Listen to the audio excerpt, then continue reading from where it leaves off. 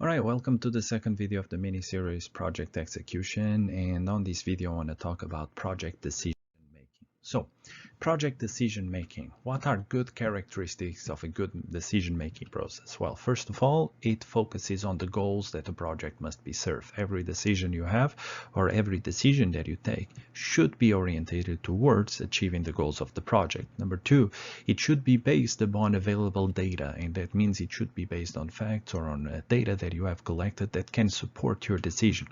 Number three, it should be we consider the project constraints. In other words, the things that can be, cannot be done, or the things in the project that limit the type of actions you might take. Number three, it's a decision that a good project management decision will also manage risk. In other words, will avoid unnecessary risks, and it will follow a reasonable process. In other words, a process that is easy to understand for people, but also for the stakeholders involved on the project. Good process will also respect and develop the team members on the sense that if necessary they should be part of this process, but that is not always the case. All right. So how are decisions made? Well, first of all, we have to understand that there are four major types of decisions that can be taken, or four main approaches, sorry. So the first approach we call it the leader decides. In other words, the project leader makes the decision without consulting the team, without taking into consideration or involving the rest of the team members. This can be a very good approach if you are in a crisis situation, because although the level of team involvement is very low, the time that it requires to make a decision is also very low. And actually, most of the decisions you're going to have on the project will follow this approach.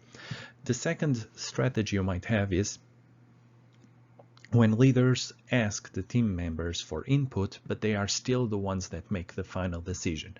Now here we have a more medium level of team involvement. Their opinion is heard, but they don't participate in the final decision.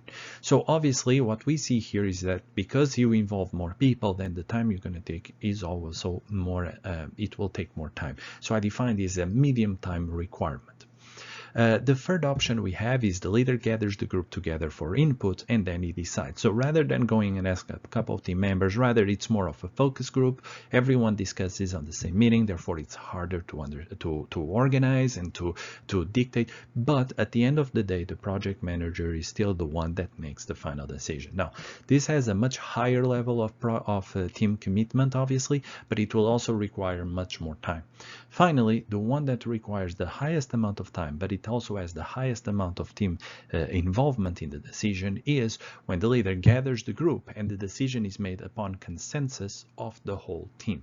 And as you can imagine, if you're going to do this for every single decision, then the project would never end. The larger the amount of the core team you have, the more time it will take. So you need to manage what is the type of approach you're going to have, depending on the importance or depending on the type of decision that you must do. So there are many different types of decisions as well that you can take. What are they? Well, decisions have basically four different options.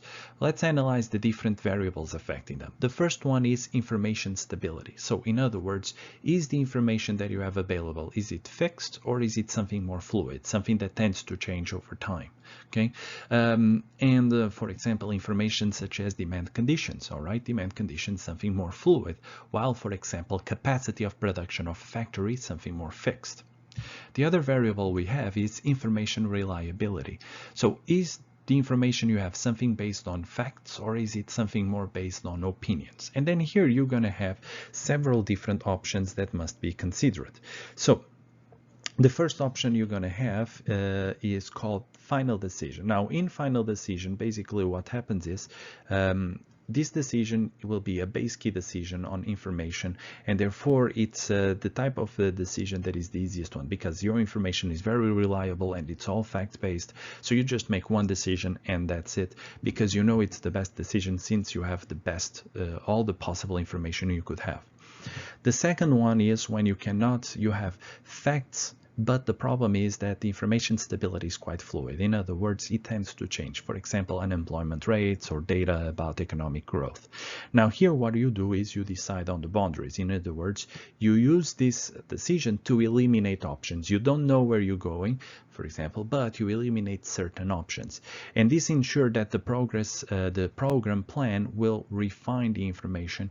And as you go along with the project, basically what you're doing is eliminating more and more options until the one remaining is the one that you're going to go with. The third option you have is when you have the information stability is fixed, but the information reliability is opinion-based. So here what you need to decide is on a direction. So in other words, you base your early decisions on the information here, but then you undertake studies along the way to confirm the facts in order to make sure that the direction you took is the right one. Otherwise, you might have to change direction. Finally, the worst one we have, in my opinion, is when your information is fluid, and it's when it's also opinion-based. And the only thing you can do is to decide on movement, which means that you need to do you do something to advance the project, but you not finalize any decisions at this time. In other words, the important thing is, okay, what work can be done right now? What can we do to make the project move? So then we have here some typical causes of bad decision, and I broke down bad decisions into three main categories. Bad decisions that come from senior management, from core team, and from functional managers. In terms of senior manager, the top three bad decisions I've seen is when your project has to interact with other projects, but it's unknown how, when the project boundaries are not clear, or when the project demand is also unclear. And here this is due to the fact of senior management not taking steps to ensure this information is available. Mistakes committed by core teams normally fall under four categories. Gaps of accountability, when you're not really sure who's responsible for the task or a certain area. Functional strategies that do not align with the objectives. In other words, your strategies are being a little bit counterproductive. Planning gaps, where you forgot to plan a specific part of the project, and underestimated risk. In other words, when you underestimate the impact that a certain risk would have on the project. Those are the four biggest types of mistakes that I've seen when it comes to the core team.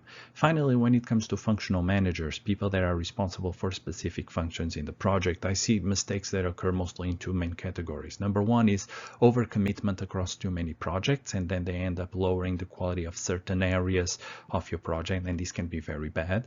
And second one is communications breakdown, because they're so involved in so many projects that a lot of times they forget to communicate to the right person or to give the right information to the right manager. So to summarize, we cover like what is good decision processes that we can have, the type of decisions you can make, but at the same time, what are the things that you have to be careful about when making decisions, right? Thank you very much for watching this video. I hope you enjoyed, and I'll see you on the next video. Okay, let me know if you have any questions on the comment section.